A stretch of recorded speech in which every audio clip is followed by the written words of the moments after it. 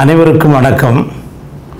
அடுத்த மாதம் பழனியிலே முத்தமிழ் முருகன் என்ற தலைப்பில் உலகம் தழுவிய ஒரு மாநாடு நடக்க இருப்பதை அனைவரும் கேள்விப்பட்டிருப்பீர்கள். இந்த மாநாட்டினை தமிழக அரசு நடத்துகின்றது. அது ஒரு மகிழ்ச்சியான செய்தி. ஏன் முருகனுக்கு ஒரு மாநாடு நடத்த வேண்டும், அதுவும் உலகளாவிய நிலையில் ஏன் நடத்த வேண்டும் என்கின்ற கேள்வி பலருக்கும் எழலாம்.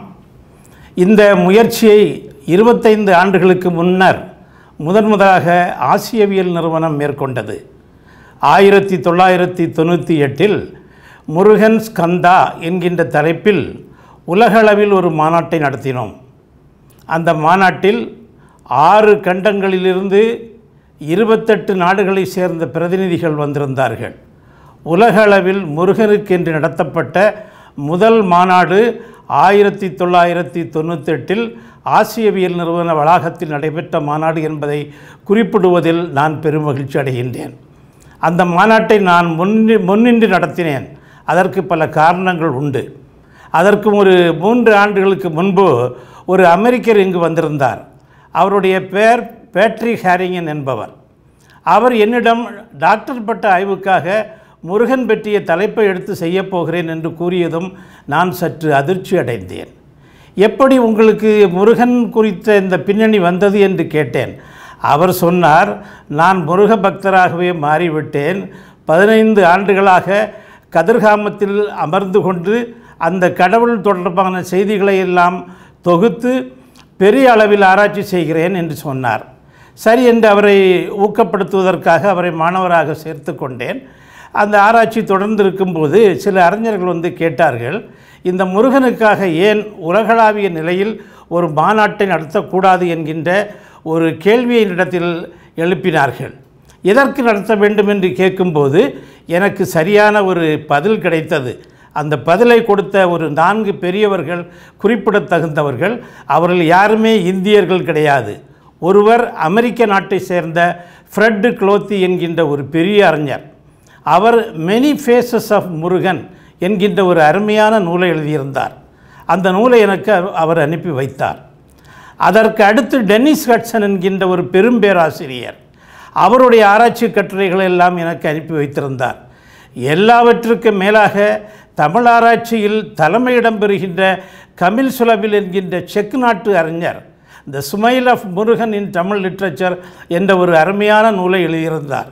சுலபிலுடைய தொடர்பு எனக்கு கிடைத்தது. அப்பொழுது நாங்கள் பேசிக்கொண்டிருந்தோம். அவரும் சொல்லியிருந்தார், தமிழ் கடவுள் என்று முருகனை நாம் குறிப்பிடுகின்றோமே, இந்த தமிழ் கடவுளை பற்றிய செய்திகளை நாம் தொகுத்து படிக்கும்போது தமிழ் வரலாற்றை முழுவதும் தெரிந்து கொள்ளலாம். ஆக தமிழ் இலக்கியம், தமிழர் பண்பாடு, தமிழர்களுடைய கலை, தமிழர்களுடைய அனைத்து பெருமைகளையும் அறிய வேண்டும் என்றால் ஒரு கடவுளுடைய வரலாற்றிலிருந்து அறிந்து கொள்ள முடியும் என்பதை நான் உணர்ந்து கொண்டேன். ஏனென்றால் மேலை நாட்டு தொடர்பால் நம்முடைய ஆராய்ச்சியில் பல புதிய பரிணாமங்கள் தோன்றின. அந்த பரிணாமங்களில் 3 பரிமாணங்கள் முக்கியமானவை. ஒன்று, ஒப்பியல் மொழிநூல், மொழிகளை ஒப்பிட்டு ஆராய்வது. இரண்டாவது, ஒப்பியல் இலக்கியம், கம்பேரிட்டிவ் லிட்ரேச்சர், இலக்கியங்களை ஒப்பிட்டு ஆராய்வது. மூன்றாவது, கம்பேரிட்டிவ் ரிலீஜியன், சமயங்களை ஒப்பிட்டு ஆராய்வது. சமய ஒப்பாய்வு என்கின்ற ஒரு துறையை நாம் எடுத்து செய்யலாமே என்கின்ற ஒரு எண்ணம் ஏற்பட்டது.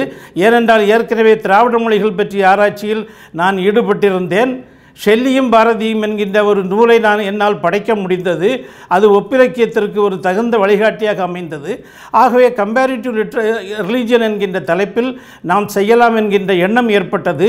ஏனென்றால் பௌத்தம் தொடர்பாக நான் பல காலங்கள் ஆராய்ச்சி பண்ணி கொண்டிருந்தேன். அதுபோல் சமணம் தொடர்பாக பலருக்கும் வழிகாட்டி கொண்டிருந்தேன். சைவம் தொடர்பாகவும் பல ஆராய்ச்சி நூல்களையும் கட்டுரைகளையும் உருவாக்கி இருந்தேன். இந்த பின்னணியில் ஒப்பியல் சமயத்தை நாம் எடுத்துக்கொள்ளலாம். முருக வழிபாடை ஏன் எடுக்க வேண்டும் என்றால், இங்கிருக்கின்ற கடவுளர்களில் தமிழ் கடவுள் என்று கூறுகின்ற ஒரே கடவுள் முருகன் தான். முருகனுடைய ஆராய்ச்சி எங்கிருந்து ஆரம்பிக்கிறது என்றால், சிந்து வெளி நாகரிகத்திலிருந்து முருகனுடைய வரலாற்றை நாங்கள் தேடுவதற்கு முற்பட்டோம். ஆஸ்கோ பர்பலா என்கின்ற ஒரு அறிஞரை பற்றி கேள்விப்பட்டிருப்பீர்கள். அவர் ஃபின்லாண்டில் இருக்கக்கூடிய மிகச்சிறந்த அறிஞர். சிந்து வெளி நாகரிகத்தில் பல ஆராய்ச்சிகளை செய்தவர். அவர் முதலாக எனக்கு தெளிவுபடுத்தினார். சிந்துவெளி மக்களுடைய வழிபாட்டிலே வேல் வழிபாடு இருக்கிறது என்று குறிப்பிட்டார். அது முக்கியமாக தெரிந்தது. ஒரு இனக்குழு நாகரிகம், அந்த இனக்குழுவினுடைய குறியீடாக இருந்தது வேல் என்பது. வேல் என்பதை பல நூல்களிலும் நாங்கள் திரட்ட ஆரம்பித்தோம். சங்க இலக்கியத்தில் வரும்போது தமிழர்களுடைய போர் அடையாளமாக வேலை குறிப்பிடுவதை பார்க்கின்றோம். வேல் வடித்து கொடுத்தர் கொல்லர்க்கு கடனே, பொன்முடியாருடைய ஒரு அழகான பாடல். ஈன்று புறந்தறுதல் எந்தலை கடனே, சான்றோனாக்குதல் தந்தைக்கு கடனே, வேல் வடித்து கொடுத்தர் கொல்லர்க்கு கடனே என்று தொடர்ச்சியாக சொல்லி கொண்டு வருவார். வேல் என்பது ஒரு வீரனுடைய அறிகுறி, வீரனுடைய குறியீடு, அதுவும் தமிழ் வீரனுடைய குறியீடு. வேலுக்கு தான் முதன்மை. இந்த வேலை ஒரு சடங்காச்சார பொருளாகவும் பயன்படுத்தி இருக்கிறார்கள். துடியன் கையது வேலே என்று என்கின்ற ஒரு தொடரை பார்க்கின்றோம். துடியர்கள் கூட வேலை ஏந்தி வருகின்ற ஒரு மரபு இருந்தது.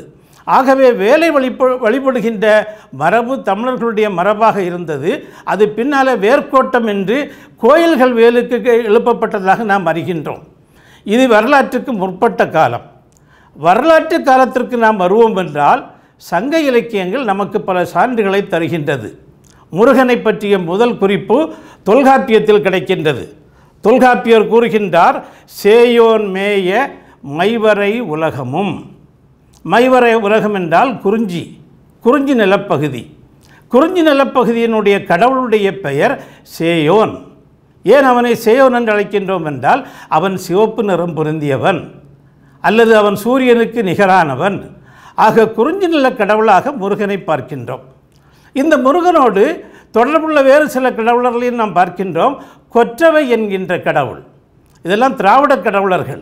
இவரெல்லாம் ஆரியன வெளிநாட்டிலிருந்து வந்தவர்கள் அல்ல. இவர்கள் பிற இனக்குழுக்களுடைய கடவுளர்களும் கிடையாது. இந்த கொற்றவையினுடைய மகன்தான் முருகன். கொற்றவை சிறுவ, அவனை குறிப்பிடும்போது சங்க இலக்கியங்கள் கூறும் கொற்றவை சிறுவ. பழையோள் குளவி, பழையோள் என்றால் கொற்றவையினுடைய இன்னொரு பெயர். பழையோள் குளவியாகவும் கொற்றவையினுடைய சிறுவனாகவும் இருக்கின்ற அந்த கடவுள் வள்ளி மணாளனாக வருகின்றான். அவனுடைய மனைவியினுடைய பெயர், அவனுடைய காதலியுடைய பெயர் வள்ளி. வள்ளி என்பவள் வேடர் குலத்து பெண். ஆக வேடர் குலத்தை தழுவிய ஒரு மரபாக முருகன் மரபு வருகின்றது. முருகனுக்கு தந்தை யார் என்றால் தந்தை கிடையாது. சங்க இலக்கியம் முழுவதிலும் முருகனுக்கு தந்தை கிடையாது. இது ஒரு தாய் தெய்வ வழிபாட்டிலிருந்து வந்தது. முருகனுக்கு தாய் கொற்றவை, முருகனுடைய காதலி வள்ளி. இந்த வள்ளி எங்கு இருப்பார்கள் என்றால் எப்பொழுது பார்த்தாலும் வேங்கை மரத்தடியில் அவள் இருப்பாள். அது ரொம்ப முக்கியமானது. இந்த வேங்கை தமிழர்களுக்கு ஒரு என்ன சொல்கிறது, ஒரு சேக்ரெட் சிம்பல், அதாவது திருமணத்தினுடைய அறிகுறி. வேங்கை பூத்து விட்டது என்றால் மனம் பேசுவார்கள், மனம் பேசி மனம் முடிப்பார்கள். ஆக வேங்கையினுடைய பக்கத்தில் வள்ளி நிற்பாள். இந்த காட்சியை நாம் சங்க இலக்கியத்தில் நிறைய பார்க்கின்றோம். கண்ணகி மதுரையை எரிக்கின்றாள், எரித்துவிட்டு வஞ்சி நகரத்துக்கு வருகின்றாள். அங்கு அவள் குறவர்களுக்கு காட்சி கொடுக்கின்றாள். வேங்கை மரத்தடியில் நிற்கிறாள். இதை பார்த்தவுடனே குறவர்கள் எல்லாம் கேட்கிறார்கள், வேங்கை மரத்தில் வேங்கை மரத்தினுடைய பக்கத்திலே வள்ளியை போன்று நிற்கின்றீர்களே, நீங்கள் யார் என்று கேட்கிறார்கள். ஆக வேங்கை வள்ளி தொடர்பு தமிழ் இலக்கியங்களிலே சிறப்பாக பேசப்படுகின்றது. முருகன் குறிஞ்சி கடவுள் என்கின்ற ஒரு செய்தியும் நமக்கு கிடைக்கிறது. இந்த முருகனுடைய செயல்பாடு என்ன? சங்க இலக்கியத்தில் பார்த்தீங்கன்னு சொன்னால், பெண்கள் காதல் வயப்படும் போது பெற்றோர்கள் சந்தேகப்படுவார்கள். இந்த பெண்ணுக்கு ஏதோ பேய் பிடிச்சிட்டு அப்படின்னு நினைப்பாங்க. அப்போ பேய் பிடிச்சிட்டு நான் என்ன செய்யணும்? முருகன் கோயில் பூசாரியை கூட்டிகிட்டு வரணும். அவனுடைய பேர் வேலன், அவனுடைய பூசாரியினுடைய பேரும் வேலன் தான். அந்த வேலன் வெறியாடுவான். வெறியாடி விட்டு அவன் உண்மையை சொல்லுவான். அந்த பேய் பிடித்திருக்கிற தன்மையிலிருந்து அவள் குணமடைந்து விடுவாள் என்கின்ற ஒரு சடங்காச்சாரம் நிலவி வந்தது. இதை வெறியாட்டு என்று கூறுவார்கள். ஒரு வேலை நட்டு வைத்து அதிலே ஒரு எலுமிச்சம்பழத்தை வைத்து அதிலே ஒரு சிவப்பு துணியை கட்டி நெல்லும் மலரும் தூவி ஆட்டை எடுத்து கொண்டு அதை வெட்டி அவனுக்கு பலி கொடுத்து அருள்வாக்கு பெறுவார்கள். இதுதான் சங்க இலக்கியத்தில் இருந்த முருகன். பின்னால் முருகன் இப்படியெல்லாம் வளர்ந்துட்டு உள்ளதை பார்க்கும்போது நமக்கு ரொம்ப வேடிக்கையாக இருக்கும். இதுதான் சங்க இலக்கியத்தில் உள்ள முருகன். சங்க இலக்கியத்தில் உள்ள முருகன் குறிஞ்சி நிலத்தினுடைய ஒரு நிலக்கடவுள். கொற்றவையினுடைய மகன். அவனுக்கு தந்தை கிடையாது. அவனுக்கு ஒரு காதலி உண்டு. அவளுடைய பெயர் வள்ளி. இப்படிப்பட்ட ஒரு சின்ன வழிபாடு, குறிஞ்சி நிலத்தை ஒட்டி வந்த வழிபாடு, அது தமிழர்களுடைய வழிபாடு என்று கருதப்பட்டது. அது என்ன செய்யுதுன்னு சொன்னால் கொஞ்சம் கொஞ்சமாக பறந்து விரிகிறது. அது ரொம்ப முக்கியம். அதனுடைய தொடக்கம் பார்த்தீங்கன்னு சொன்னால் it is a regional cult. ஒரு பகுதி, ஒரு நிலம் சார்ந்த, ஒரு இனம் சார்ந்த, இனம் என்றால் வேட்டுவர்களுடைய இனத்தை சார்ந்தது. இப்போ என்ன பண்ணுறாங்கன்னு சொன்னால் முருகனுக்கு இன்னொரு பேர் கொடுக்குறாங்க. வேல் என்கின்ற பெயரை கொடுக்கிறார்கள். வேல் அல்ல, வேல் என்ற பெயர். நெடுவேல், செவ்வேல் என்கின்ற பெயர்கள் வருகிறது. இந்த வேல் என்கின்ற பெயரினுடைய அடிப்படை என்னவென்றால், வேல் என்றால் வேளிர், வேளிர் குலம், அரச குலம். இவன் அரச குலத்தை சார்ந்தவன் என்கின்ற ஒரு அடைமொழியானது இவனுக்கு கொடுக்கப்படுகின்றது. ஆக குறவனாக இருந்து இப்பொழுது அரசனாக வருகின்றான். சிவப்பு நிறமுடைய வேலன். அவனை பற்றி சொல்லும்போது சங்க இலக்கியத்தில் ஒரு அழகான காட்சி உண்டு. ஒரு செவ்வானம், அந்த செவ்வானத்தினுடைய அடியிலே கொக்குகள், வெள்ளை நிறமான கொக்குகள் நிறையாக பறந்து செல்கின்றது.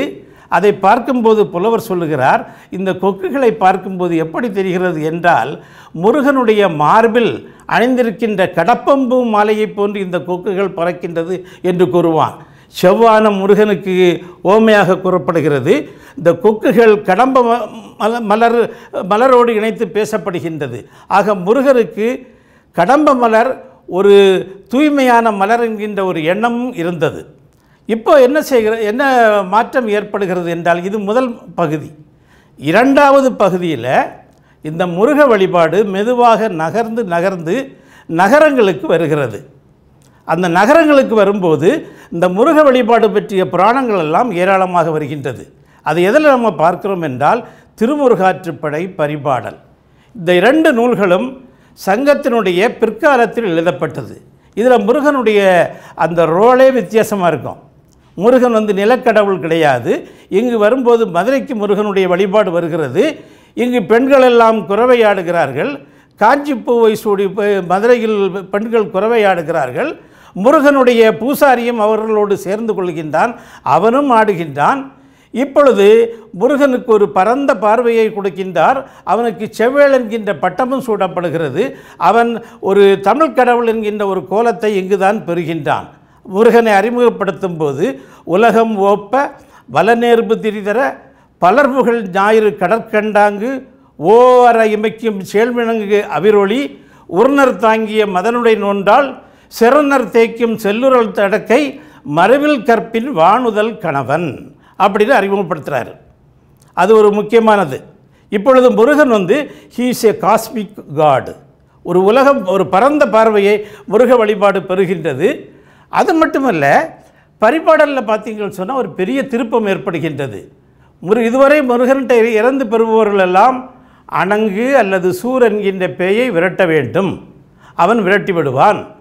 அதை சிலப்பதிகாரத்தில் கிண்டல் பண்ணுறான். இது ஆலமர் செல்வன் இது வேலன் வருமாயின் வேலன் மடவன் அவனினும் தான் மடவன் ஆலமர் செல்வன் புதல்வன் வருமாயில் என்கின்ற ஒரு வரிகள் வருகிறது. ஆக முருக வழிபாடு பறந்து விரிவதை நாம் பரிபாடலிலும் பார்க்கின்றோம், திருமுருகாற்றுப்படையிலும் பார்க்கின்றோம். இந்த இரண்டு இலக்கியங்களில் என்ன மாறுதல் ஏற்படுகிறது என்றால், முருகனுக்கு தந்தை கற்பிக்கப்படுகிறது. இதுவரை தந்தை கிடையாது. முதலாக இவன் ஆலமர் செல்வனுடைய புதல்வன். ஆலமர் செல்வன் என்றால் சிவபெருமான். அதிலும் ஆலமர் செல்வன் என்று கூறும்போது அது தட்சிணாமூர்த்தி என்று பொருள். தட்சிணாமூர்த்தியினுடைய மைந்தன் என்கின்ற ஒரு கோட்பாடும் இங்கு வருகின்றது. அது மட்டுமல்ல, முருகனிடம் பேய் விரட்டுவதற்கு கேட்ட தமிழர்கள் அவனிடம் இப்பொழுது கேட்கிறார்கள், யாம் இறப்பவை பொன்னும் பொருளும் போகவும் அல்ல, நின்பால் அன்பும் அருளும் அரணும். எவ்வளோ வித்தியாசம் பாருங்கள். யாம் இறப்பவை, நான் உன்னிடம் கேட்பது என்னன்னு சொன்னால் பொன் அல்ல, பொருள் அல்ல, போகமும் அல்ல, அன்பும் அரணும். நின்பால் அன்பும் அருளும். யாம் இறப்பவை பொன்னும் பொருளும் போகவும் அல்ல, நின்பால் அன்பும் அருளும் என்று கேட்கின்ற ஒரு மாற்றத்தை பார்க்கின்றோம். ஆக முதல்ல ஒரு நிலக்கடவுளாக இருந்த முருகன் கொஞ்சம் கொஞ்சமாக தமிழர்களுடைய ஒட்டுமொத்தமான கடவுளாக மாறுவதை பார்க்கின்றோம். இதை நமக்கு புலப்படுத்துவது சோமஸ்கந்த வடிவங்கள் என்கின்ற சிற்பங்கள். இந்த சிற்பங்களில் பார்த்தீங்கன்னு சொன்னால் ஒரு பக்கத்தில் பார்வதி உட்கார்ந்திருப்பா, பார்வதி வந்து கொற்றவையினுடைய மறு வடிவம். இன்னொரு பக்கத்தில் சிவபெருமான் உட்கார்ந்திருப்பார். இந்த இருவர்களுக்கும் இடையில் வந்து முருகன் உட்கார்ந்திருப்பார். இப்போ முருகனுடைய தாய் உமாதேவி, தந்தை சிவபெருமான், முருகன் வந்து மைந்தன் என்கின்ற அந்த புராணமானது வருகிறது. விநாயகன் கிடையாது. 6ஆம் நூற்றாண்டுக்கு பின்னால் விநாயகனை வந்து அண்ணனாக சேர்க்கிறார்கள். ஒரு என்ன சொல்கிறது, ஒரு ஹோலி ஃபேமிலி என்கின்ற ஒரு பேந்தியன் உருவாகிறது. இது முருக வழிபாட்டில் ஏற்பட்ட 2வது நிலை. இந்த நிலையில் வந்து வேறொரு மாற்றமும் ஏற்படுகிறது. என்னவென்றால், வடநாட்டில் கந்தன் என்று ஒரு கடவுள் இருந்தார். அந்த கந்தனுடைய புராணங்களே கொஞ்சம் வித்தியாசமாக இருக்கும். கந்தனுடைய தந்தையாக வந்து அக்னியை சொல்லுகிறார்கள். அவனுக்கு ஒரு எதிரி இருந்தான். அந்த எதிரியினுடைய பெயர் தாரகன் என்கின்ற பெயர். அந்த கந்தனுடைய வழிபாட்டு மரபுகள் கொஞ்சம் கொஞ்சமாக தமிழகத்தில் வருகின்றது. அந்த கந்தனையும் முருகனையும் இணைக்கிறார்கள். அதுபோன்று சுப்பிரமணியம் என்கின்ற கடவுளையும் முருகனையும் இணைக்கிறார்கள். முருகனுக்கு மேலே வந்து கந்தன் வந்து உட்கார்ந்தாச்சு, சுப்பிரமணியம் வந்து உட்கார்ந்தாச்சுது. அதில் என்ன பிரச்சனைன்னு சொன்னால், கந்தனுக்கும் சுப்பிரமணியத்துக்கும் வந்து மனைவி வந்து தேவயானை. இப்போ வள்ளி என்ன செய்கிறது, வள்ளியை ஒன்றும் பண்ண முடியாது. அதனால் தேவயானையும் சேர்த்துட்டாங்க. இப்போ முருகனுக்கு 2 மனைவியர்கள். முருகன் இப்பொழுது தமிழ் கடவுள் மட்டுமல்ல, he has become a pan Indian god. ஒரு பேன் இந்தியன் காட் என்கின்ற ஒரு வளர்ச்சி நிலையை பார்க்குறோம். இதில் ரொம்ப வேடிக்கை என்னன்னு சொன்னால், அந்த ஸ்கந்தனை பற்றி சொல்லும்போது இந்த ஸ்கந்த வழிபாடு எப்படி வருதுன்னு சொன்னால், அலெக்சாண்டர் படையெடுத்து வருகிறார் இந்தியாவுக்கு. இந்த அலெக்சாண்டருக்கு இஸ்கந்தர் என்று ஒரு பெயர் உண்டு. அதை சிக்கந்தர் என்று சொல்லுவார்கள். கிமு 4ஆம் நூற்றாண்டிலே அலெக்சாண்டர் படையெடுத்து வருகின்றான். ஒரு கிபி 1ஆம் நூற்றாண்டில் இந்த ஸ்கந்த கதைகள் உருவாகுகின்றது. இந்த ஸ்கந்தனையும் முருகனையும் இணைத்து விட்டார்கள், சுப்பிரமணியனையும் முருகனையும் இணைத்து விட்டார்கள். இப்பொழுது ஒரு பேன் இண்டியன் ஒரு ஷேப் வருது. அது மட்டுமல்ல, இந்த டயனிஷியஸ் கல்ட்டும் இதோடு வந்து சேருகிறது. டயனிஷியஸ் கல்ட்டுன்னு சொல்கிறது கிரீக்கு கல்ட்டு. ஜூபிட்டருடைய மகன் வந்து டயனிஷஸ். இப்போ என்ன ஒரு தியரியை டெவலப் பண்ணுறாங்கன்னு சொன்னால், சன்ஷிப் ஆஃப் காட். அது ரொம்ப முக்கியமானது. எல்லா மதங்கள்லேயும் இதை பார்க்க முடியும். சன்ஷிப் ஆஃப் காட் இது வந்து முதல்ல இந்த தியரி வந்து அப்ளை ஆகுது. டயனிஷஸை பொறுத்தீங்கன்னா ஜூபிட்டருடைய மகன். அதுபோல் முருகனை ஸ்கந்தனை பார்த்துட்டிங்கன்னு சொன்னால், கந்தன் வந்து அக்னியினுடைய புத்திரன், முருகன் வந்து சிவனுடைய மகன். இப்படி வந்து ஒரு கடவுளுக்கு வந்து குழந்தை இருக்க வேண்டும். அந்த கடவுளுடைய மகன் அது ரொம்ப முக்கியமானது. அது கிறிஸ்டியானிட்டிலேயே வந்து அந்த நம்ம வந்து ஃபாதர் சன்னு சொல்கிறோம். கடவுளுடைய சன். அது எதுக்காக கடவுளுக்கு சன் தேவை என்கின்ற ஒரு தியரி உருவாகிறது. கடவுள் எதிரிகளை அழிப்பதற்கு தன்னை விட ஆற்றல் உடைய ஒருவன் வேண்டுமென்றால் ஒரு மகனை உருவாக்குவது. சிவபெருமானுக்கு எதிரிகளை அழிப்பதற்கு மேலும் ஆற்றல் தேவைப்படுகிறது. அவருடைய நெற்றிக்கண்ணில் இருந்து முருகன் வந்தான் அப்படின்னு சொல்லிட்டு ஒரு கதை. இதே மாதிரி வந்து இந்த சன்ஷிப் ஆஃப் காட் என்கின்ற இதோடையும் பொருந்தி வருகிறது. ஆனால் முருகன் மித்தில் இருக்கக்கூடிய ஒரு முக்கியமான அம்சம் என்னவென்றால், முருகனுக்கு 2 விதமான பகுதிகள். ஒன்று, முருகனுக்கு வள்ளியோடு உள்ள உறவு. இந்த வள்ளியோடு உள்ள உறவை பார்த்தீர்கள் என்றால் அப்படியே சங்க இலக்கிய அகமரபுகள் அப்படியே இருக்கும். ஒருவன் ஒருத்தியை பார்க்கின்றான், அதை காட்சி என்பார்கள்.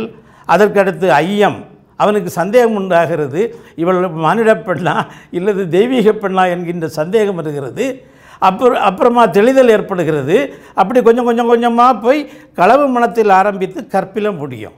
முருகனுடைய அந்த வள்ளியோடு முருகனுக்குள்ள தொடர்பு பார்த்திங்கன்னா அக இலக்கிய மரபு, தமிழர்களுடைய முக்கியமான மரபு, தமிழர்களுடைய வாழ்வியல் மரபு அப்படியே இருக்கும். இன்னொன்று தமிழர்களுடைய புறவாழ்வு.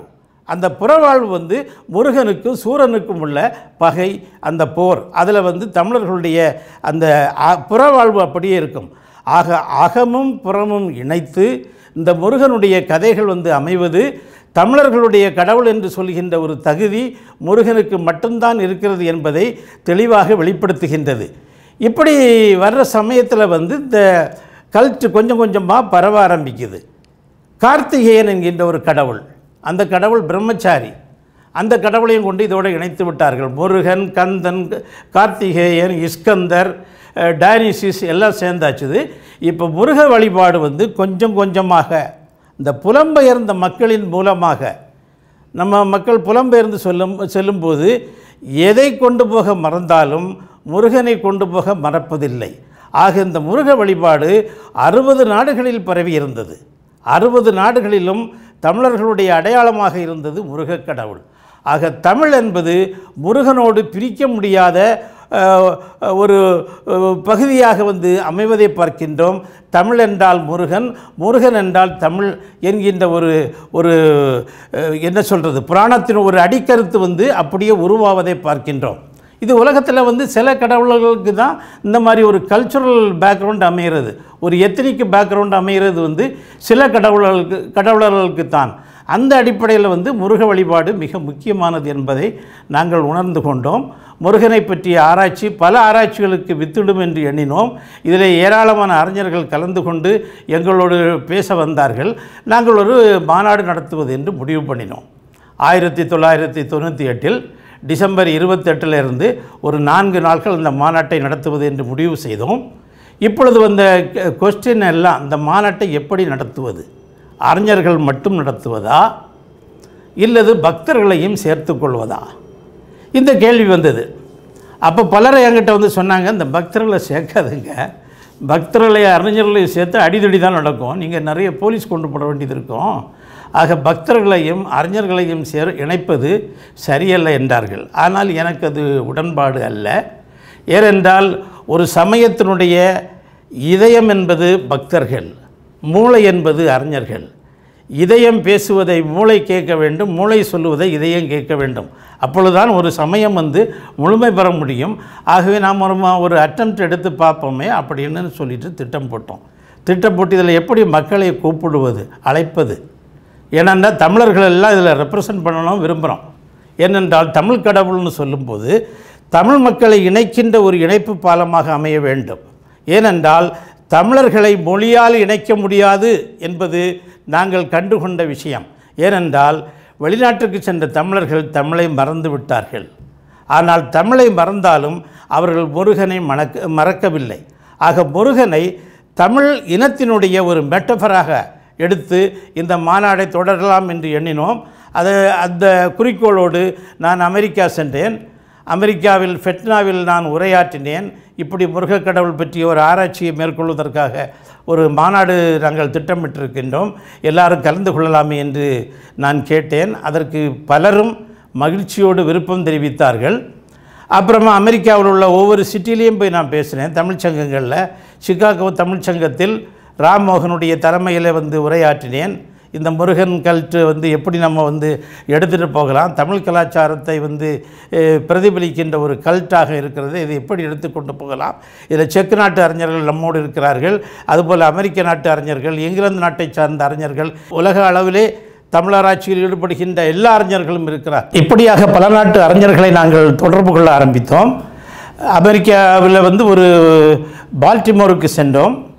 பால்டிமோரிலே ஒரு பெரிய முருகன் கோயில் அப்பொழுது கட்டப்பட்டது. அது கட்டி முடிகிற நிலையில் இருந்தது. முத்தையா ஸ்தபதி போன்றவர்கள் அதில் ஈடுபட்டிருந்தார்கள். அது கட்டி முடிகிற சமயத்தில் என்னை அழைத்தார்கள் பேசுவதற்காக. அதில் ஏராளமான கிறிஸ்தவர்கள் கலந்து கொண்டார்கள், முகமதியர்கள் கலந்து கொண்டார்கள், இப்படி எல்லாருமே கலந்து கொண்டார்கள். ஒரு இது மதத்தை தாண்டி இந்த ஆராய்ச்சி செல்கிறது. காரணம் என்னவென்றால் இதில் முதல்ல ஆராய்ச்சி செய்தவர்கள் எல்லாம் கிறிஸ்தவர்கள். இதில் முருக பக்தர்கள் யாரும் கிடையாது. இவங்க எல்லாம் ஆராய்ச்சியில் எதுவுமே கான்ட்ரிபியூட் பண்ணலை. கமில் சுலபல் ஆகட்டும், டென்னிஸ் ஹட்சன் ஆகட்டும், அல்லது அந்த 6 faces of many faces of Murugan எழுதினவராகட்டும், அல்லது பேட்ரிக் ஹாரிங்கர் ஆகட்டும், இவர்கள் எல்லாம் பிற நாட்டு அறிஞர்கள். இவர்கள் இந்த இதில் ஆராய்ச்சியில் ஈடுபட்டதுனால ஒரு சர்வதேச கல்ட்டாக போக ஆரம்பித்தது. ஆப்பிரிக்கா நாட்டில் பல முருகன் கோயில்கள் இருப்பதை பார்த்து நான் அதிசயப்பட்டேன். முருகனுக்கு பக்தர்கள் தமிழ்நாட்டில் மட்டுமில்லை, அவர்கள் புலம்பெயர்ந்து சென்றவர்கள், அவர்கள் ஆப்பிரிக்கன்ஸ், அவர்கள் ஒர்ஷிப் பண்ணுறாங்க. ஒவ்வொரு நாட்டிலும் இந்த ஒர்ஷிப்பானது, இந்த வழிபாட்டு முறையானது பரவி இருப்பதை பார்த்தோம். அதன் பின்னர் வளைகுடா நாட்டிற்கு வந்தேன், அங்கு உரையாற்றினேன். அங்கு பலர் இதற்கு விருப்பம் தெரிவித்தார்கள். மலேசியா, சிங்கப்பூர் ஆகிய நாடுகளுக்கு சென்றேன். சென்றுவிட்டு மொரிஷியஸுக்கு போனேன். மொரிஷியஸிலே அடுத்த மாநாட்டை இங்கு தான் நடத்த வேண்டும் என்று அவர்கள் பிடிவாதமாக சொன்னார்கள். 2வது மாநாட்டை வேண்டுமென்றால் மொரிஷியஸில் நடத்தலாம் என்று முடிவு பண்ணினோம். அதற்கு பின் ரீயூனியனுக்கு சென்றேன். ரீயூனியனிலிருந்து அப்புறமா இந்த இது சவுத் ஈஸ்ட் ஏஷியன் கண்ட்ரிஸ், குறிப்பாக தாய்லாந்து போன்ற நாடுகளுக்கு சென்று வந்தேன். இப்படி ஓரளவிற்கு உலகம் முழுவதும் சுற்றி ஓரளவிற்கு ஒரு கன்சென்சஸ் ஆஃப் ஒப்பீனியன் அனைவரிடமிருந்து வாங்கி இந்த மாநாட்டை நாங்கள் திட்டமிட்டு ஆரம்பித்தோம். இதில் என்ன ஒரு இது குறிப்பிடத்தகுந்த விஷயம் என்றால், மொரிஷியஸ் நாட்டினுடைய குடியரசு துணைத் தலைவர் செட்டியார் அவர் 10 பேரை கூட்டிக் கொண்டு வந்திருந்தார் மாநாட்டிற்கு. இலங்கையை சார்ந்த சௌமிய தொண்டைமான் அவர்கள் அமைச்சர், அவர் 35 பேரை கூட்டிக் கொண்டு வந்திருந்தார்.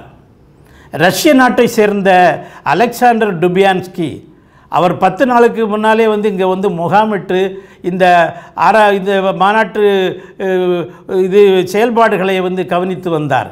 இப்படியாக பல நாட்டு அறிஞர்களும் ஆசியவியல் நிறுவனத்தில் கூடி ஒரே மனதாக நாங்கள் செய்து கொண்டிருக்கும்போது தமிழ்நாட்டில் எங்களுக்கு போதுமான ஆதரவு வரவில்லை. ஆனால் தமிழ் குடிமகன் இதில் கொஞ்சம் ஈடுபாடு காட்டினார். அவரையும் திறப்பு விழா அன்றைக்கு நான் பார்க்க முடியவில்லை.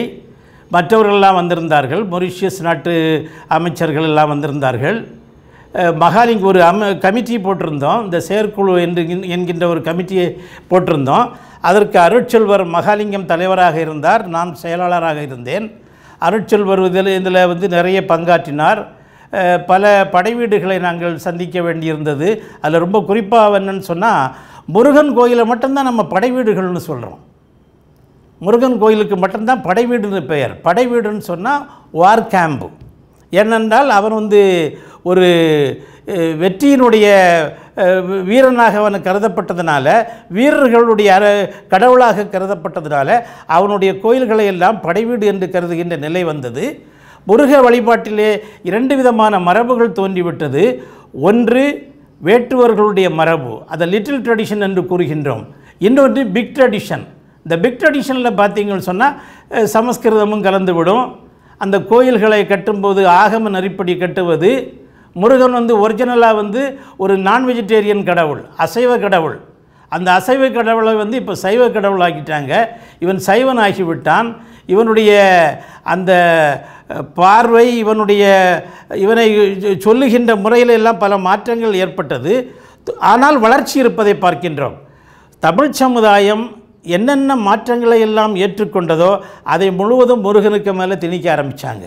ஆகவே முருகனை பார்க்கிற சமயத்தில் தமிழர்கள் புலம்பெயர்ந்து சென்றார்கள், முருகனும் புலம்பெயர்ந்து சென்றான். தமிழர்கள் சமஸ்கிருத நெறிகளை ஏற்றுக்கொண்டார்கள், முருகனும் ஏற்றுக்கொண்டான். ஆக தமிழ் சமுதாயத்தினுடைய வளர்ச்சி நிலைகளுக்கு ஏற்ப இந்த முருக வழிபாடு வளர்ந்து கொண்டே சென்றதை பார்க்கின்றோம். சிந்து சமவெளியிலிருந்து ஆரம்பித்து குறிஞ்சி நிலத்திற்கு தமிழகம் முழுவதும் சுற்றி, இந்திய நாடு முழுவதும் சுற்றி, உலகமெல்லாம் சுற்றி அந்த வழிபாடு வந்த ஒரு சிறப்பை நாங்கள் பார்த்தோம். இந்த படை வீடுகளுக்கெல்லாம் கூட நாங்கள் சென்றிருந்தோம். அவர்களெல்லாம் இந்த மாநாட்டிலே கொஞ்சம் பங்கு கொண்டு சில நிதி உதவிகள் கூட வழங்கினார்கள். இப்படியாக முருக வழிபாட்டு மாநாட்டை நாங்கள் சிறப்பாக நடத்தியது மட்டுமல்ல, சில நூல்களையும் கொண்டு வந்தோம். இந்த வழிபாட்டு மரபை நான் புரிந்து கொள்ள வேண்டும் என்பதற்காக செவ்வேளும் செந்தமிழும் என்கின்ற நூலை நான் எழுதினேன். இதில் ஒரு தெளிவு கிடைக்க வேண்டும் என்பதற்காக இந்த நூல் என்னால் எழுதப்பட்டது. கதர்காமா அது ரொம்ப முக்கியமானது. இப்போ பழனியில் இந்த மாநாடு நடத்துகிறாங்க. பழனியும் முக்கியமானது, கதிர்காமமும் முக்கியமானது. ஏனென்றால் முருகன் கைலாயத்திற்கு செல்கின்றான். கைலாயத்திலிருந்து சிவபெருமானிடம் சண்டை போட்டு கொண்டு அவன் பழனிக்கு ஆண்டியாக இருந்ததாக நம்முடைய மரபு. இலங்கையினுடைய மரபு எப்படி என்றால், கைலாயத்திலிருந்து அவன் கதிர்காமத்திற்கு வந்ததாக கூறுகின்ற மரபு. ஆக கைலாயம், கதிர்காமம், பழனி இதையெல்லாம் இணைத்து கொண்டு பல மரபுகள் தோன்றியது. அதையெல்லாம் ஆராய்ச்சி செய்யும் விதமாக இந்த கதிர்காமா என்கின்ற நூலை ஒரு அமெரிக்கன் பேட்ரிக் ஹேரிங்கன் என்பவர் எழுதினார். இந்த நூலும் நாங்கள் வெளியிட்டோம். இது எல்லாவற்றுக்கு மேலாக கமில் சுலபில் ஒரு வெளிநாட்டு அறிஞர்களில் தலைமை வகிப்பவர். அவருடைய அளவிற்கு தமிழுக்கு பணியாற்றியவர்கள் யாருமே இல்லை என்று என்னால் துணிந்து கூற முடியும். 500-600க்கு மேற்பட்ட நூல்களை எழுதி குவித்தவர். வாழ்நாளை முழுவதும் தமிழாராய்ச்சிக்காக செலவு பண்ணிய ஒரு பேரறிஞர். அவருடைய நூலை கொண்டு வந்தோம். இந்த நூலில் என்னன்னு சொன்னால், அந்த தமிழ் ட்ரெடிஷன்ஸ் ஆன் சுப்பிரமணியா முருகன் அதை அவர் மிகச்சிறப்பாக பண்ணுகிறார். இந்த மாநாட்டில் படிக்கப்பட்ட கட்டுரைகளை எல்லாம் தொகுத்து முருகன் த லார்ட் ஆஃப் த குறிஞ்சி லேண்ட் என்கின்ற தலைப்பிலே நாங்கள் வெளியிட்டோம். இதில் அருமையான கட்டுரைகள் இருக்கிறது. ஆஸ்கோ பற்பலா போன்ற அறிஞர்கள் இதிலே பங்கேற்று கட்டுரைகள் எழுதியிருக்கிறார்கள். ஐராவதம் மகாதேவனுடைய சில அருமையான கருத்துக்கள் இங்கு பதிவு செய்யப்பட்டிருக்கிறது. டென்னிஸ் ஹட்சனுடைய சில கருத்துக்கள் எல்லாம் பதிவு செய்யப்பட்டிருக்கிறது.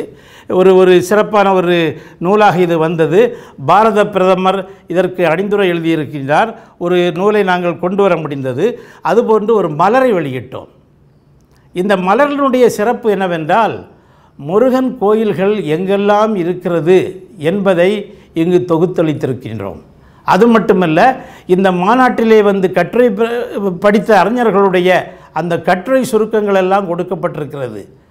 அது மட்டுமல்ல, பிற நாடுகளில் எங்கெல்லாம் முருகன் கோயில் இருக்கிறது என்ற விவரமும் இதில் தரப்பட்டிருக்கிறது. இதை அடிப்படையாக வைத்து கொண்டுதான் முருகன் என்சைக்ளோபீடியா என்கின்ற நூலை வெளியிட வேண்டும் என்று நாங்கள் திட்டமிட்டோம். அது செயல்படவில்லை. ஆனால் இப்பொழுது அரசிடம் நான் சொல்லியிருக்கிறேன், உங்களால் இப்பொழுது வெளியிட முடியாது, ஆனால் மாநாட்டில் அதை அறிவியுங்கள். முருகன் என்சைக்ளோபீடியா, முருகன் கலைக்களஞ்சியம் என்கின்ற ஒரு தொகுதியை அரசு வெளியிடும் என்று அறிவியுங்கள். அதற்கு உலகம் முழுவதும் உங்களுக்கு நிச்சயமாக ஆதரவு கிடைக்கும். தமிழினத்தின் பெருமை மேலும் துலங்குவதற்கு இது வாய்ப்பாக அமையும் என்று கூறியிருக்கிறேன். அது ஏமா அனௌன்ஸ் பண்ணுவாங்கன்னு நினைக்கிறேன். அதுபோல் ஓலைச்சுவடிகளிலிருந்து ஒரு முருகன் தொடர்பான ஒரு நூல், திங்களூர் மாமலையான் நொண்டி நாடகம் என்கின்ற நூலை வெளியிட்டோம். இதெல்லாம் செய்தது மட்டுமல்லாமல் 2வது மாநாட்டினை 2001 மொரிஷியஸில் நடத்தினோம். அது ஒரு பிரம்மாண்டமான மாநாடு தான். 3 நாட்கள் மொரிஷியஸில் நடத்தினோம். அதற்கு பின் 2 ஆண்டுகள் இடைவெளி விட்டு மலேசியாவில் 3வது மாநாட்டை நடத்தினோம். மலேசியா மாநாட்டிலே பக்தர்களுக்குத்தான் அது முக்கியத்துவம் தர வேண்டும், அறிஞர்களுடைய ஆராய்ச்சி எல்லாம் போதும் என்கின்ற ஒரு சலசலப்பு வந்தது. அதோடு நாங்கள் பக்தர்களிடம் ஒப்படைத்து விட்டோம். என்னுடைய நண்பராகவும் ஒரு முருக பக்தராகவும் துறவியாகவும் இருந்த பாலயோகி அவர்கள் அந்த பொறுப்பை எடுத்துக்கொண்டார். அவர் இப்பொழுது இந்த மாநாடுகளை பல இடங்களில் நடத்துகின்றார். நாங்கள் ஆராய்ச்சியோடு ஒதுக்கிவிட்டோம். எங்களுக்கு இந்த வழிபாட்டு நம்பிக்கைகள் எல்லாம் கிடையாது. மூளை சார்ந்த ஆராய்ச்சி, கலாச்சாரம் தொடர்பான ஆராய்ச்சி, அதிலே நாங்கள் இமயத்தை தொட்டிருக்கின்றோம் என்று கூற முடியும். அதனுடைய கண்டினியூஷனாக 25 ஆண்டுகள் கழித்து தமிழ்நாடு அதை உணர்ந்து அதனுடைய முக்கியத்துவத்தை அறிந்து பழனியிலே ஒரு மாநாடு நடத்துகிறார்கள் என்றால் அது நிச்சயமாக பாராட்டத்தகுந்தது. அதை நாங்கள் வாழ்த்துகின்றோம், வரவேற்கின்றோம். வணக்கம்.